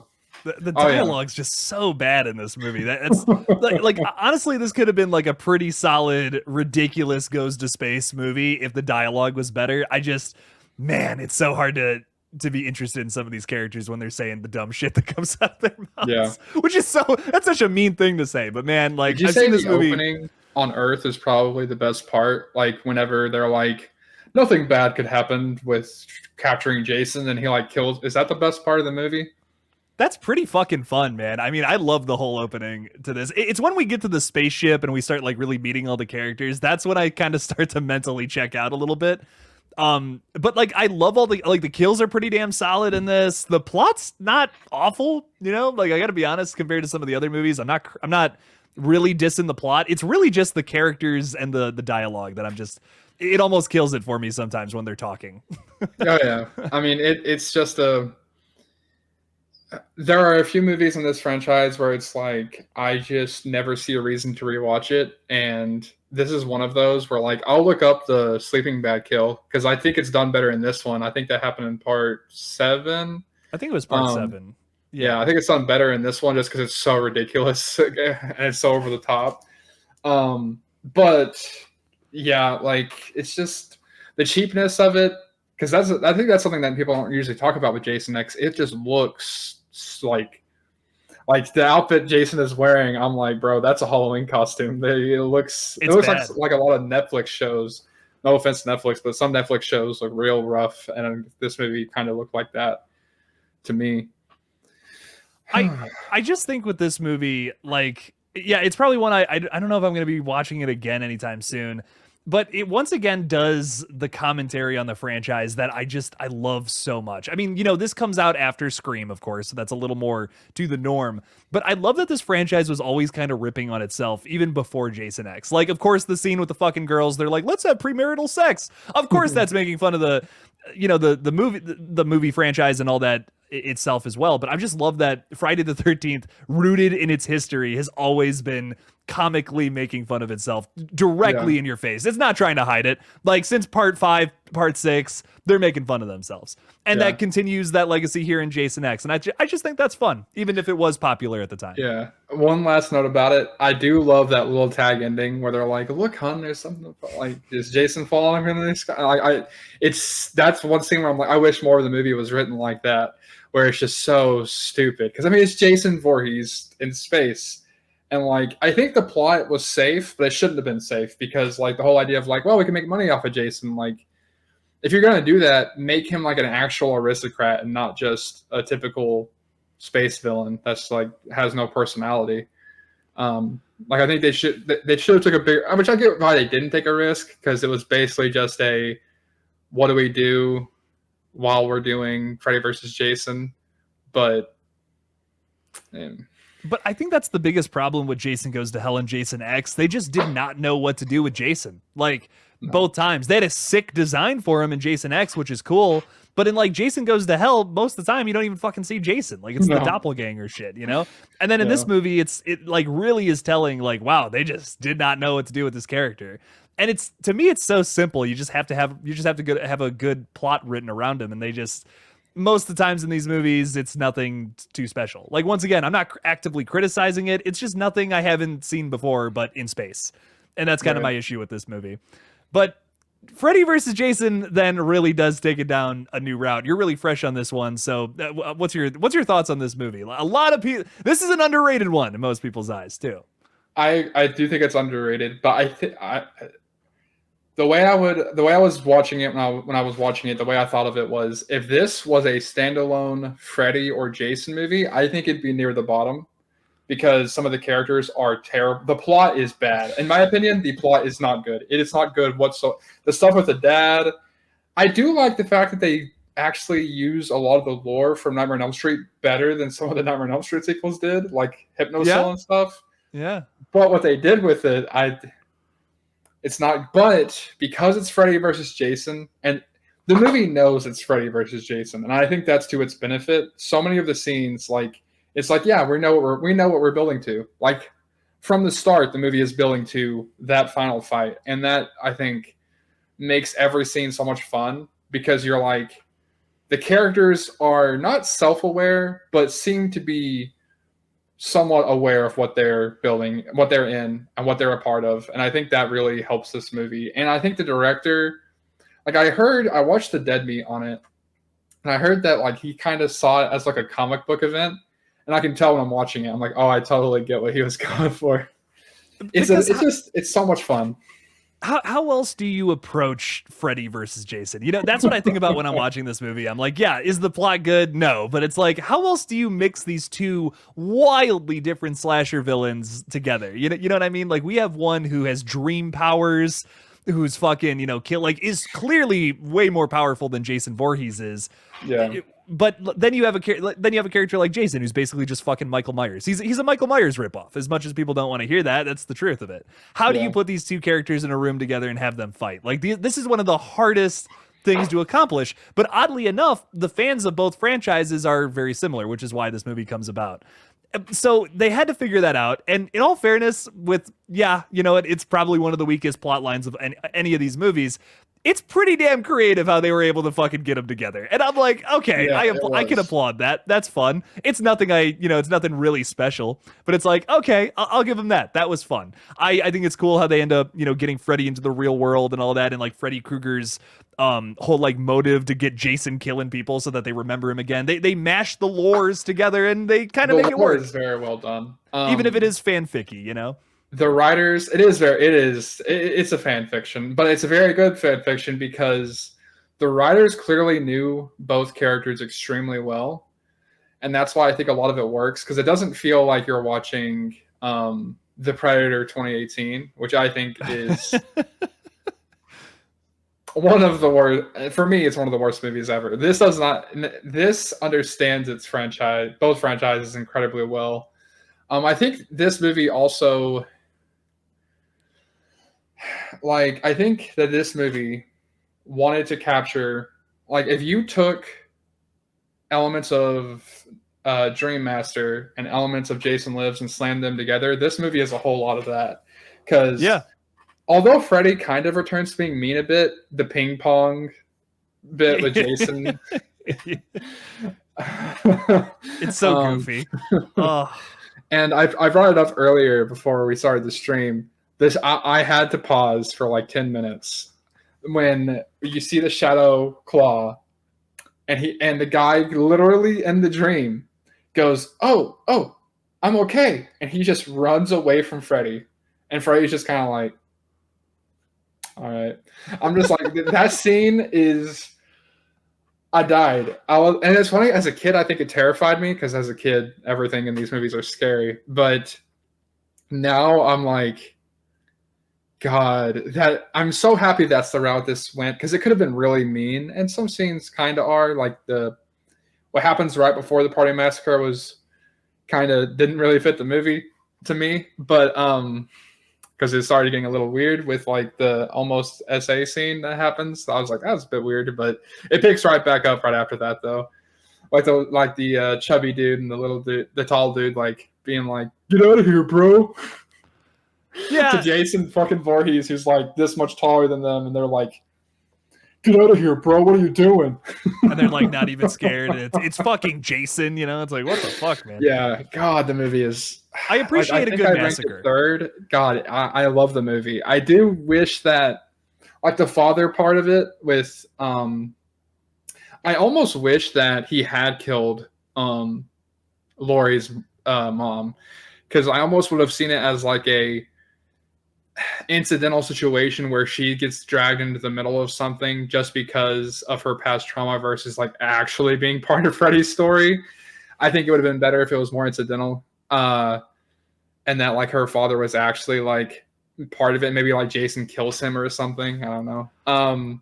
It feels a little forced, a little shoehorned, you know? Yeah. I feel you there. But and I said it also, the third act, when like the moment they get into that cabin and it catches on fire, from there to the end of the movie, perfect. There's nothing I would change. Even some of the dialogue that would never make it into a movie now, and understandably, which is mostly when Kia, whatever her name is, the black girl, and Freddy talk to each other. Yeah. That dialogue is what it is, but I don't know. I think it's great because it's Freddy Krueger dialogue 101. Like what he says to her and then what she says back to him is it's so good. It is what it is, but it's like for Freddy Krueger, it kind of makes sense, which I hate. It does. Yeah. And God, and I love like the way Freddy. This is not a Nightmare on Elm Street episode, but what I'll say about Freddy in this movie is I think Robert was so excited when he got onto set and he was like, "Oh, they're taking this one seriously," in the fact that they actually care about it. Because I don't think, I mean, maybe he loved doing part 5 and part 6. Maybe he did. But to me, this version of Freddy competes with Dream Master to me, like in terms of like release order. Because like the scene where like he's hanging upside down and he's coming towards Jason, he's like, no. I'm like, he's so into it. And then like the dream fight, which I might actually prefer the dream fight over their final fight just because it's so crazy. But God, like all the fighting, I mean, that's what they cared about, and all the fighting is perfect between him and Jason. It's just spot on. And I mean, that's what you're here for. You know what I mean? You're here for a fight. We get a kind of a winner, which is cool. A lot of versus movies don't have the balls to do that, and I'll give Freddy versus Jason that they kind of do that. So it's like, it's better than fucking Godzilla versus Kong. So yeah. I guess I'll take it. I mean, they tore each other up. I mean, and Freddy was kind of, which surprised me when I was a kid. I thought it was really even on the dock. Freddy was fucking Jason up. I mean. Yeah, he took the machete and was chopping him up. The eye thing is one of the more brutal things I've ever seen in a slasher. Like he just, like you see it just, and I was like, that was almost like if I can start to think of Terrifier when I see a shot of a movie, you're going pretty far because that scene was rough. but in a good way. I'm not disappointed by the kills, by the way, in this movie. Like, I know there's some criticisms about how goofy they get, but man, the bed like back snap or whatever towards the beginning of this film, I think is really well done. Some of the gore and stuff, it's like it's not bad. You know, some of the digital stuff hasn't aged well, but I don't know. It hasn't I don't hate aged it. well, but Stoner Freddy is maybe my favorite Freddy. It's so like the music too. The music that's playing during all of the Stoner stuff, I'm just like, bro. Oh man, it took me back to the good stuff with Freddy, and I really love that part too when he's standing there and he gets Jason, and then Jason just cuts him in half, and the shot of like the blood and the dude, I thought that was sick. Yeah, I mean, it's a very early 2000s movie, but I think it's aged well in that regard for people who like that era, because it's one of the highlights. Like, I think when anyone says Freddy versus Jason, I don't know anyone. Some people aren't as high on it, but I don't think anyone hates this movie, and they should. I don't think you should, because it's just, if you're a slasher fan, it celebrates slashers, and that's what it's supposed to do. I also feel like this could be categorized into like new metal movies, which is why I really like I love that like early thousands, late 90s, like weird, you know, it's like edited weird, it's everything's fucking blue for some reason. I'm so nostalgic for that era. That's like anything that even remotely looks like that just gets an extra point on my fucking on my board, which is totally unfair. I'm totally biased, but I grew like growing up during this period, it's just like you see a movie like that and it's just great. I love this movie called Ultraviolet that came out 2 years prior to this, and it's the same thing. It's filmed it's filmed and edited so fucking choppy. All the shots are like just one color, and it's so weird, but I fucking love it. Like, there's something about that I'm so nostalgic for, and I think in another 10 years we're gonna see a revival of that style of filmmaking come about, because right now it's all about the 90s. Like, it's like, 90s shit is popping. 10 years or so from now, it's going to be thousands stuff. Like, we're going to be nostalgic for that again. You're going to see choppy editing, blue, everything's green, everything's gritty, blood and guts and gore again. It's coming, man. I'm telling you, it's coming. For it. I love the 2000s. It's weird because I feel like some people who love the 80s and 90s always say, I don't think the 2000s is as nostalgia. And I'm like, that's because you're like 40. No offense. That's because you're like 40, though. And once you got to that era, you probably already missed what you had. But yeah, the 2000s, I mean, I also like a lot of my favorite horror movies, like Texas Chainsaw Massacre 2003 came out in the 2000s. We're going to talk about one of my favorite 2000s. This one's up there. I wouldn't quite put it in my top. I don't think it's as good as those, but it's definitely good. I don't like talking about it publicly, but Jeepers Creepers 1 and 2 though are amazing, and they're both 2000s movies. And yeah, the 2000s is so underrated for the filmography. Like, people always kind of look at it as like a really weird era, but I think I kind of miss the era of you'll just get a movie and you're like, well, this is random, but you'll want to watch it. And now it feels like every movie is like deliberately trying to be either a hidden gem or a blockbuster, instead of just, this is what we are, unabashedly. The 2000s too is one of the most like eclectic fuck it time periods in all of horror movie history, because you had two big things that were complete opposites and clashed, but they were both popular at the same time. You had, you know, like the Scream, not necessarily knockoffs, but the like trying to emulate that tone of like fun teen slasher vibes or whatever. But then you had Saw come out in 2003 and fuck that up. You know, you have that come out. Eli Roth is rising to fame at this time too. So you have like the ultra gory, like, we're going to do something that's just so unbelievably disturbing, maybe for no fucking reason at all, but we're going to do it. And that was popular at the time too. But then you also have these weird hidden gems that don't even feel like they're from that era, like The Descent, 30 Days of Night, like all of these movies that are just so fucking good, but they came out at the same time period. I think the thousands are the most underrated time period for horror ever. Like, I will die on that hill. There's so many fucking hidden gems and horror classics that are just unappreciated, I think, from that time period. But, oh, sorry, that's a whole rant. Speaking of the thousands, let's talk about a movie that came out in 2009. The Final Friday as we know it so far. Hopefully that'll change sometime soon. What is your opinion on the super underrated Friday the 13th remake from 2009? Very underrated. Speaking of underrated, I think Marcus Nispel, I don't know if that's how you say it exactly, but that's the director. He also did 2003, Texas Chainsaw Massacre. Wow. I'm not saying he's the best 2000s horror director because obviously James Wan exists, but I think he could be in the conversation. It's only 2 movies, but both of them are, people will say this is their Friday the 13th movie, and people will say 2003 Texas Chainsaw Massacre is their favorite Texas Chainsaw Massacre movie. And I think he has, because of the fact that Platinum Dunes, this was just their thing, I think people kind of just throw him in that pool. But he made the best ones. The beginning was still good, but not as good as 2003. And what came out a year after this, compared to the other movies Platinum Dunes did, I think they just, threw in the towel with Nightmare on Elm Street. I don't know what happened with that. But Nispel, he knocked it out. Now, I will say that this movie kind of... I actually watched 2003 right before I watched this for the first time. And I don't think that was the best idea because I was able to recognize a bit too much of... I could tell that he was kind of like, oh, people love that. So let's do that. Let's write. And I love that he did that because this is definitely...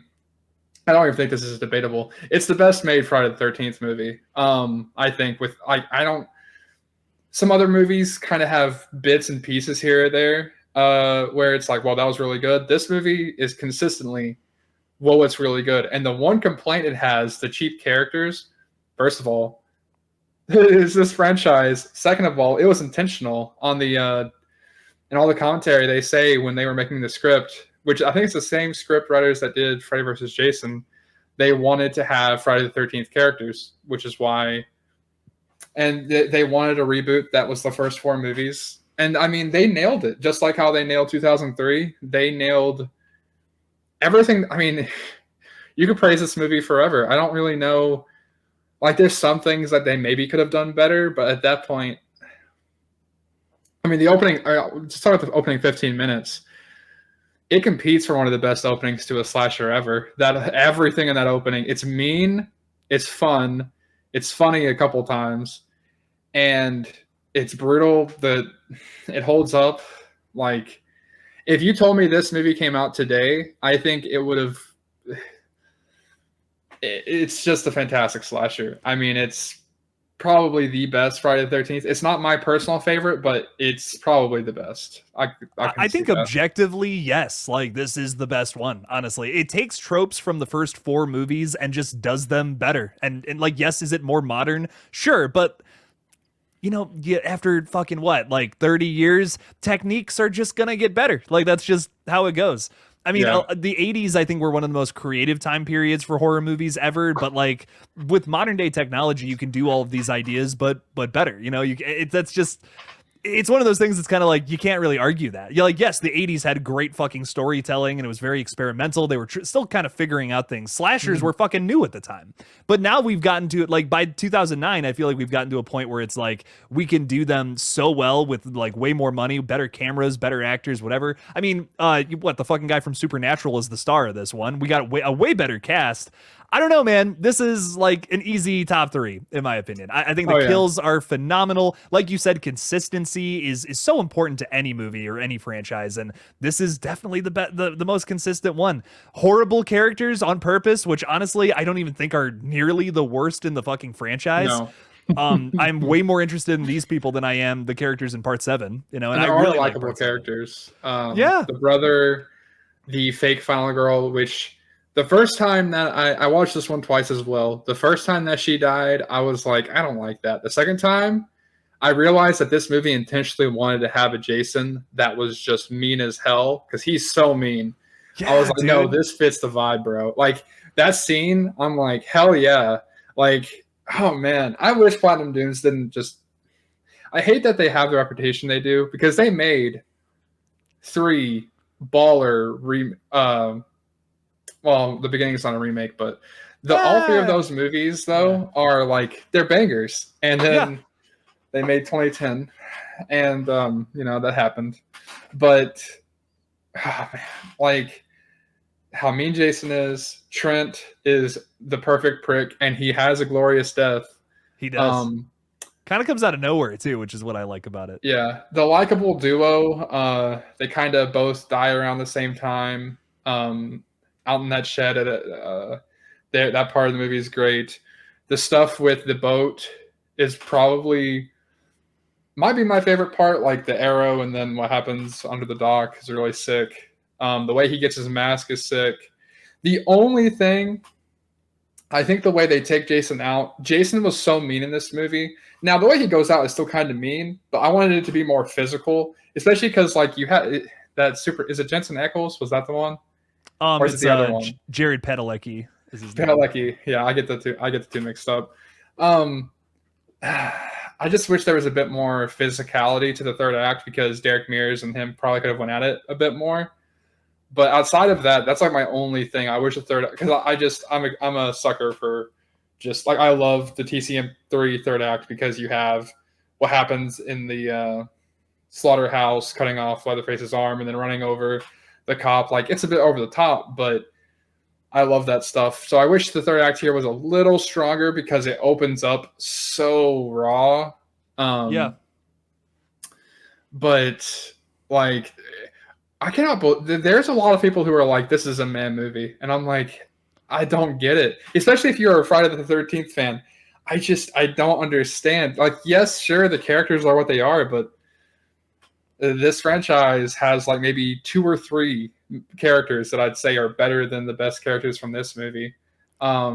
And that's my shock, and that's my shock about this movie's reception. Like some people are like, I don't know about this one. And I'm like, dude, the characters like easily keep me more invested than any of the characters from some of the past movies. I like, yes, they're bad, but they're Friday the 13th characters, but just simply done better. Like, Yeah. I don't know, man. I think Derek Mears as Jason, too, is super fucking scary. Like, him running around and being this survivalist with traps and shit, it makes sense with the character. It's a great evolution of what, he was in those original 4 movies. It just makes more sense. This is just a modernized, more thought-out version of what those first 4 movies are, and it kind of makes sense when you think about it, dude. They made those movies back to back to back to back, trying to get them out as fast as possible to make money. This is, almost 30 years of thinking about that. How could we make this better? And they did. Like, I don't know, man. I think it's easily way up there. It's in my top 3 for sure. But yeah, part and 2 also just near and dear to my heart. The cinematography, which of course, because they got the same guy who did 03. It was pretty much the same team that did 03, and he also did the cinematography for the original Texas Chainsaw Massacre. So of course it was going to be good. But some of the shots of Jason in this, like. It's a little over the top, but I love. It reminds me of in Halloween 2018 when Michael he has no reason to step out and intimidate Allison and that epic music kick in, but who cares because it's awesome. There's kind of a shot like that in this movie where he's on top of the house and they don't realize it, and he's just kind of standing there in the rain, and I'm like, dude, that. Oh man, I almost wish that this movie was where they were going to take the sequel, or I wish they were this movie was getting a sequel for wherever Friday the 13th goes next. Because like Derek Mears should be Jason. I think he's awesome. And his story with Jason too. I don't know if you ever heard him talk about it. Like he loved the character so much. And I mean, like to me, like Halloween didn't have a lot of pressure coming back because regardless of how you feel about the Rob Zombie movies, no one, like when Halloween came back, that was such a joyous event. It was crazy. When Scream came back, there was definitely pressure because Wes Craven. But I think people were also just so like the anticipation was there because it was like, oh, a new Scream movie and we're getting Halloween. But now that hype is going to be dying down by the time Crystal Lake comes around, I think there's pressure there because it's following up one of the peaks of its franchise. Granted, maybe it won't feel that way in the public because people don't see it that way. But but that's how I see it, and that's how I feel like a lot of Jason fans see it. Because here's the thing: if they come out with a Pamela Voorhees focused show, and it's like this like American Horror Story type beat thing, where it's like it's just focusing on her dealing with pieces of shit at the camp, like bullying her son, and she's killing them, that is going to flop so hard. No matter how good it's written or how well it's done, it'll only cater to a very small group of fans that love that original film, and that's it. And if Victor Miller can't realize that, this revival is going to fail so hard. And I don't want it to, man. But the first thing you got to do before you get to your weird Halloween Ends style sequel series, whatever, you gotta give the fans something familiar, whether you like that or not. You gotta give us Jason with a hockey mask running around Crystal Lake killing people, or people are gonna drop out. They're gonna be like, this isn't Friday the 13th. You gotta give us familiarity, then you can branch out. I feel like they're just trying to get to the branch out phase as fast as possible. They may feel like, oh, there's 12 of these movies already that are all pretty much the same. Let's try to do something different. I get that. But it's been, what, like 14 years since we've seen Jason on the big screen? Give us something familiar, man. It's been a really fucking long time. I think we need that first. If they come out the gate with something weird, it's going to flop immediately. And that would be such a shame, because this is a fun franchise that I would love to see Jason on the big screen again, man. That'd be great. And so it's Victor Miller. Is it Sean Cunningham? Yeah, and Sean Cunningham's doing a movie, but dude, it's probably going to be low budget. And I just don't know how I feel about it. My problem, when I went into the franchise, I had very ignorant thoughts about the whole situation between him and Victor, because like I know Victor wrote the first movie and that's pretty much his involvement. And I was like, well, I mean, like, I don't know, because like what makes this franchise memorable, he didn't really have a hand in. But knowing where Sean took the franchise eventually, I don't know exactly, maybe someone was in his ear, I don't know. But his track record after a certain point is kind of alarming, because he just clearly just threw Jason around. I mean, it's almost the worst version of, and you know, rest in peace, but what happened with Halloween after Carpenter walked away, where it was like, well, what we're gonna do with Michael? Well, curse of Michael Myers. But yeah, I mean, like, because like Rob Zombie did Halloween 07, and then he did what he did with H2, which, you know, is what it is. But at least he did what you were talking about. Like, he did a movie that was very Halloween, but just very in a Rob Zombie way. And then he took Michael to whatever direction he wanted to go with. And David Gordon Green kind of did the same thing. He did 2 Halloween movies that I think, as long as you enjoy Michael, you're going to like those 2 movies. And then Halloween Ends, he did whatever he wanted to do. And so I think I agree that, and that's why I always campaigned that I think I know people have their issues with Blumhouse, but I think Blumhouse would have been perfect for a first return to the big screen, because they're safe, but I mean, when they do a basic scary slasher, they usually knock it out of the park, at least with their first run of it.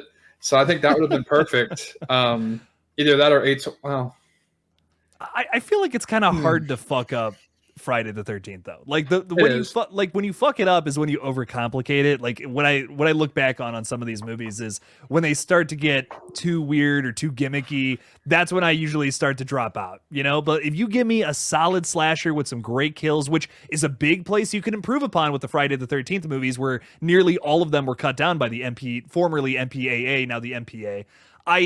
I just think that is the biggest thing you could do right now to make a killer Friday the 13th. The reason 2009 sticks out so much to maybe, let's say, more modern audiences is because the kills are so much more graphic than those original movies. Like, sure, back in the 80s, you didn't have as much. You had the video nasties from like the 70s and shit that leaked into the 80s, which was cool. But you didn't have as much gore, which is why I feel like this franchise was very popular. But it hasn't aged as well. You know, I like these movies. They're fine. But like you said, most of them are kind of a 5 or a 6 out of 10. Yeah. Nowadays, you could do it better with some gorier kills, a more scary Jason, maybe even better characters, too. There's a lot of room for improvement with this franchise. I could see it going on for at least another 3 movies, for sure. Yeah. I mean, I do think, like, because right now the popular things to greenlight a trilogy, my only problem with greenlighting trilogies is, like, I feel like sometimes they just say that's what we're going to do, and they just do it instead of like actually making a plan first. Because I think once you have a plan, like Fear Street did, like, you're going to make good movies and they'll have a storyline. And I think that's what Friday the 13th should do, because like, I think the original first 3 movies probably could have been like a bit of a trilogy, but they were not. I think that's what they could do with it. Who is the director that you would like to hand Friday the 13th to? If you could just pick 1 or 2, like, who would you pick? Oh man, I mean, that's so tough. You know, Ty West is finishing up his X trilogy, so like maybe him, but I just feel like that's a generic answer. Of course he would do a good job with Friday the 13th, you know? I would want to choose somebody who's a bit more of an up and comer, because once again, I don't feel like I don't know, maybe this is a hot take, but I feel like anyone could direct a good Friday the 13th movie, genuinely. If they had a good script under their belt, of course. You know, directing, writing, that's two different things. I think Scott Derrickson would be kind of interesting. Okay. Because, like, what he did with the Black Phone, now granted, he could not do what he did in the Black Phone and cut to black every time, because Friday the 13th fans would probably walk out of the theater. But I just think, like, I would like to just see his style with it, because I think that's something else that could be kind of cool with Friday the 13th is applying different directors' style on top of the template would be neat. Because that's one of the things that makes 2009 so cool is if you've seen TC in 2003, I think it makes that movie even better, because you're sitting there going like, man, it has that same awesome grit from that movie, except it's just Jason this time, and it's really cool for that. I've said David Gordon Green. I think that's another generic answer because, like, you know, as long as the writers aren't Scott Teems, then bring in like 4 or 5 different writers, like for Halloween Ends. Like when it comes to him, like he knows how to direct a slasher. We know even in Halloween Ends, like what happens at the junkyard and stuff. He could probably make like a top 5, top 3 Jason Voorhees massacre scene. It's just the writing part that he needs to be more picky with his writers. I see. Here's the thing. I get very like when people bring up David Gordon Green, I'm always like, you know, I love a lot of his movies, but I just hate Halloween Ends. And in all fairness, I think the way he directed Halloween Ends is phenomenal. I just feel like the script, it's the script I have more of an issue with, I guess is my point. I think it's actually his best directed Halloween movie. Like when it comes to the shots 100%. And everything, the Junkyard Massacre is, like, in my opinion, one of my favorite slasher sequences ever. Like everything in that scene, from like when they find the bully with the drumstick in his eye, all the way to where like the car running them over, him walking around, the way the music lines up. I'm like, dude, like it's so well shot. This what happens to the disc jockey is awesome. Really good kill. 20 minutes I'm not crazy about, because it felt like they finally realized, wait a minute, we have to put that in the movie, and they just said, all right, well, they did that. But the first like 90 minutes, although it's not at all fits into the trilogy, the directing, and clearly he can direct actors, because the actors, their performances got better in every movie. I think. For the most part, yes. For me, I just think Jamie Lee Curtis is playing herself in that last movie. Where I don't think I don't feel that way about the first. Like she is very much so Laurie Strode in those first 2 movies, but then she's kind of just playing herself in that last movie. And I get like, you know, the whole thing is like she's over the trauma now, but it's like, how would adding more trauma to a situation create like a better person? I don't know. I just their logic with trauma is so hard to get behind. In Halloween Ends especially. I can't buy it. But I love, honestly, Rowan Campbell's performance is great. Say what you will about the character, but his performance is there. It sucks that for his slasher introduction, that was it. Because I think, like, if you compared his acting performance to anybody from the new Scream movies, and I love those, they're 2 of my favorites of the franchise, I think he might beat nearly all of them. Like, maybe not Jenna Ortega, but besides that, probably. Because, like, well, David Arquette was pretty awesome in Scream 5, but he, like, right up there with those 2, because he was fantastic. Like, Halloween Ends, I can't hate it, because there's so many elements of it where I'm like, the talent is there.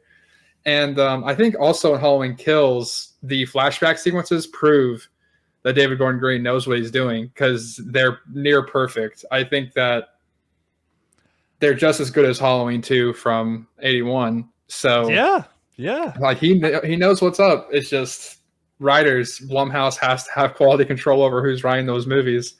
Dude, and for me, man, like if they would have just let David Gordon Green make his Christine remake, that would have been fucking awesome. With Rowan Campbell playing Arnie Cunningham, like that would have been a 10 out of 10. Dude, that would have been a fucking killer remake. Like I've watched that. I maybe this was a mistake, but I watched Christine right before I left to see Halloween Ends for the first time. And for me, I'm like, this is the same fucking movie. Like why would they make this?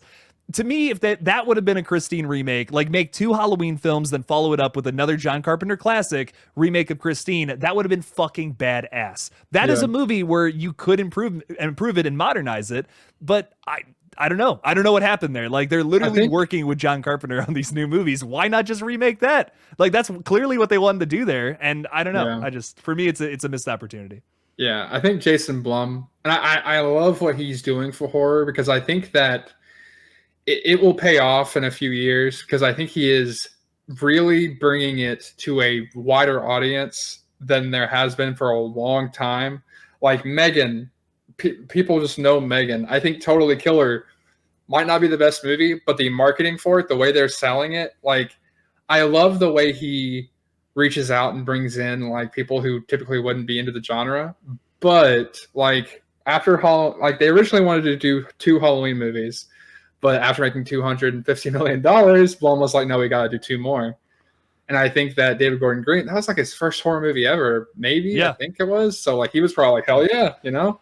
Well, him and Danny McBride were comedians before that. They were doing the Pineapple Express. Yeah, like Pineapple Express, like Your Highness, like shit like that, you know. But there's this 2 points. I'm sorry, 2 points I want to make with that. We have to end this podcast at some point. But 2 points I want to make with that is, you know, this comedian to horror movie pipeline is very real, and it's happening for so many different people. We have a random guy from The Whitest Kids You Know, which is this comedy troupe from the thousands that I love. This random guy just goes and makes fucking Barbarian. Now, however you feel about that movie, for me, it was one of my favorite movies from last year, which personally I consider 2022 to be one of the best years for horror ever. And I'm just so happy I lived through it. And fucking this random ass guy who was just a silly ass comedian makes one of the best fucking horror movies and one of the best years for horror ever. What the fuck? Like, that's crazy to me, man. And we have Jordan Peele's the prime example, but David Gordon Green I would also put up there big time, man. Yeah. I mean, he was just this goofy guy, and he makes one of the most successful slasher movies. I think it is actually still the most profitable of all time. That's fucking awesome. Like, we need more comedians making horror movies. I think he revived the genre before Halloween 2018. Like, because there was Nightmare on Elm Street 2010. TCM 2016, which is, you know, that fucking movie. Yeah. Like, when Halloween 2018 come out, at that point, I think one of the reasons that movie was just such a whirlwind was it came out and people were like, okay, well, we just came off of publicly decried movies back to back to back for all these popular franchises, and then boom, it's actually amazing. And it's like, what? And it's like, to me, the best Michael performance we've ever, like, I think James Jude Courtney, you know, to me is my favorite Michael. I think his body acting in all 3 movies, even though he's ends for 10 minutes, it's crazy. One crazy out there director I was thinking for Friday the 13th, I think Thanksgiving could be a audition for Eli Roth, because if that's just like what it's advertised to be, I think he would not be a terrible pick. He would make a great Friday. I think it would be, you know, the thing that I wouldn't like about it is he would probably try to make it a little more grindhousey. So you'd probably have like naked girls and stuff in it, like think Hostel. But yeah. I'm not really getting that vibe from Thanksgiving though. So I'm really curious to see what we get from this movie, because it doesn't feel like the same. Like my big criticism of Eli Roth is he's just a little too grindhousey. Like, I love it, but it's almost to the point where it's like it comes off as sleazy sometimes, and like especially hearing some of the things he says in like the behind the scenes footage, it's just like, come on, man, do we really need that in the year 2000? I don't know, but. With Thanksgiving, I feel like he's evolved. He's much more grown up, and we're gonna get a much more mature slasher film from him, which I'm very excited to see. That's how I feel about X with Ty West. Like, a lot of his other stuff it's good, but it just feels a little like inexperienced. You know, it's not bad. Like House of the Devil is a fucking phenomenal movie, and to this day, I feel like it's the best film in the modern era that has captured that 70s feeling because of the equipment they used and all that. But X to me is his magnum opus, and Pearl might have topped it. And I want to see if Eli Roth has a similar path with Thanksgiving here in a couple of months. I feel like that's the case, and I feel like he could be a optimal, like some kind of a great use, I guess, for being a director in a Friday the 13th film. Yeah. But as we wrap this up, Locked, is there any other like final thoughts you have about this franchise you want to throw out there? Sure. We didn't there's so much to talk about it of this franchise that we didn't get to it. But if anyone hasn't seen, I'm sure they have. Is it Womp Stomp Films? Yes. Their movies, because they're releasing part 2 in October, I think. October the 13th. Yeah. The fan films, I mean, honestly, when we're talking about like the best made Friday the 13th movies, they're what they've made so far is also in that conversation. So, and it's not just them. There's like this one called like Vengeance, which isn't as well made, but it's still pretty good. There's so many good Friday the 13th fan films out there. They're definitely worth checking out. But Womp Stomps is, I mean, they make movies. They're hardly even fan films. It's crazy. So there's that. And although Friday the 13th is pretty much a B movie franchise, I think it has some of the most charm because you can find a movie that's like your Friday the 13th movie, and that's almost more so that way than like with Halloween. I feel like there's really only so many. With Friday the 13th, you can like I know people who think Manhattan's their favorite, and that's awesome for whatever reason they love it. So I'm still pretty positive on it, regardless of some of the bigger negatives. Yeah, I feel you there, man. I mean, there's a lot of charm to this franchise, even though there is, its downfalls.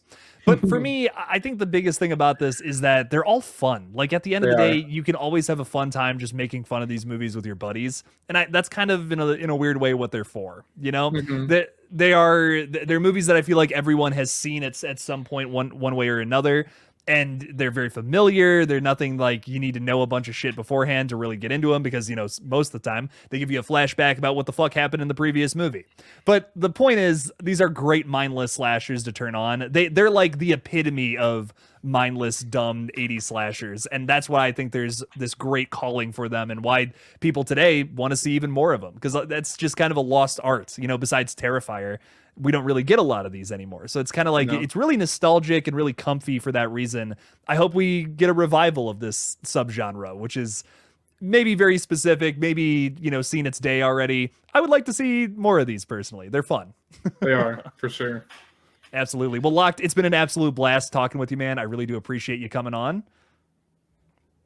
And do you have anything else that you want to tell the people of the world you want to throw out there?